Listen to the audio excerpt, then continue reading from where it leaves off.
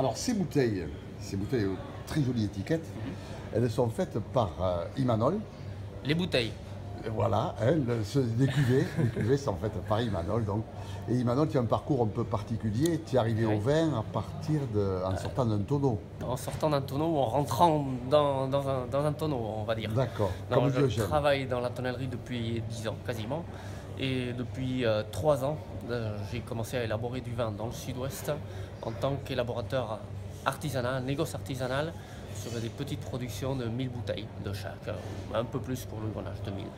Donc mon idée c'était de révéler des vins du sud-ouest qui sont un peu décriés par leur manque de finesse et de pureté par rapport à l'expression du terroir et de les interpréter un peu en fonction de mes expériences que j'ai pu acquérir ailleurs, en Loire, en Suisse, en Languedoc, un peu partout. Pas expérience, influence, plutôt influence, bonne ou mauvaise, je sais pas. Bon. Ça... Et alors tu travailles avec les mêmes vignerons? Oui, je Donc, travaille avec des vignerons chez qui j'achète le raisin, mais chez qui j'ai travaillé un peu les vignes au niveau de la charge, le feuillage, un travail assez fastidieux en enroulement des sarments, dans le cas du blanc.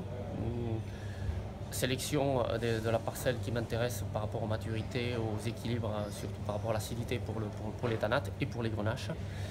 Et après, une vinification qui est peu interventionniste, mais qui est basée sur aussi un gros travail d'élevage, d'affinage, qui est nécessaire. Oui. L'élevage et l'affinage, Oui. tu me dis que c'est quelque chose d'essentiel, on le sait, bien sûr, mais parle-moi un petit peu plus de ta conception.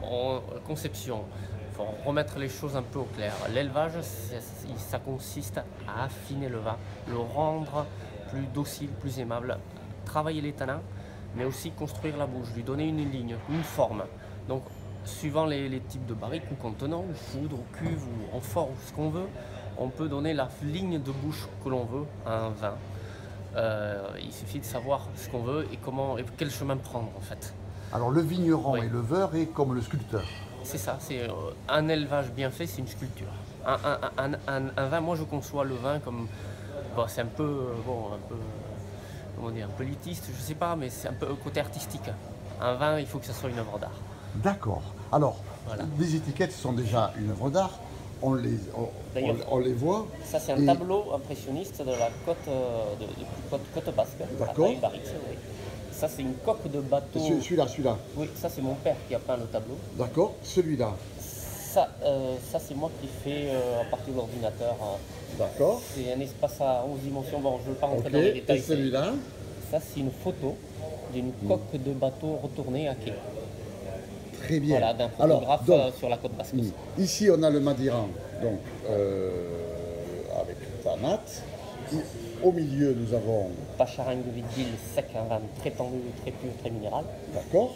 Et ici, ça, c'est le dernier né, qui est un grenache dont les vignes se trouvent en Navarre. En Navarre, en altitude. Voilà. Une question, donc 3 cuvées. Est-ce qu'il y en a d'autres qui sont en prévision? Il y en a une. Il y a la petite sœur du grenache aussi qui se prépare en amphore de grès. En amphore de grès, donc on est toujours dans l'élevage. Toujours. C'est une continuité, le prolongement de l'élevage. Pousser un peu plus loin, explorer un peu. D'accord. Bon, formidable. Et bien voilà, Imanol. Donc, et tu es basé où toi personnellement? Alors, moi j'habite à Orthez. Oui. J'habite à Orthez. Donc après j'ai tous les éléments à peu près à 1 heure de route. Et je vais planter de la vigne aussi à Irouléguy l'année prochaine pour faire rajouter la cuvée d'Irouléguy en blanc. Bon, formidable. Donc nous sommes avec le basque Imanol. Voilà, avec une démarche bien originale et intéressante. Je rajoute que c'est un champion de vélo.